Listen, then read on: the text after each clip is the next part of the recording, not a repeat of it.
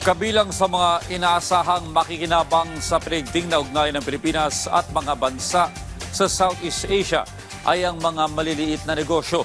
Kasama sa mga isinusulong ng hakbang ay ang pinabilis at modernong transaksyon. Yan ang ulat ni Carlo Luis Candelaria.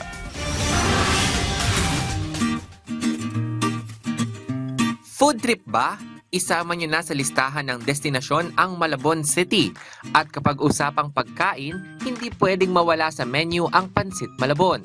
Ang pamilya ni Josephine Gozon, 1870 nang magsimula ang unang henerasyon ng kanilang angkan sa negosyo. Mula noon, dinarayo na ang kanilang Pansit Malabon na matatagpuan sa Barangay Baritan. Mula sa ika-6 na henerasyon si Josephine na nagdagdag na rin ng iba pang mga produkto gaya ng sumpya at yema palitaw.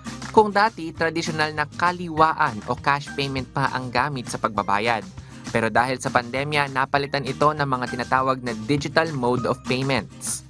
Mula nung nag-pandemic, mas naging yung online payment, yung katulad ng mga GCash and then yung mga bank-to-bank transfer.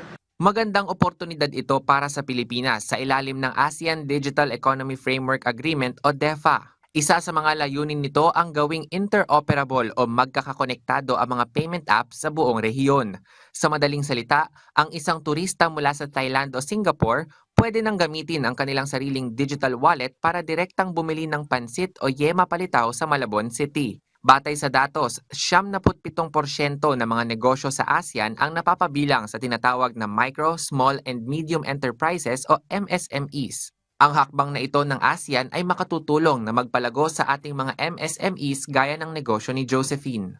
Positibo siya kasi makaka-attract siya ng maraming turista. Sa pag-chair ng Pilipinas sa ASEAN ngayong taon, binibigyang daan ang pagbuo ng Prosperity Corridor kung saan ang mga balakid sa kalakalan titibagin ng teknolohiya. Kaya naman ang lasang 1870 ngayon ay abot kaya na ng buong rehiyon sa isang scan lang.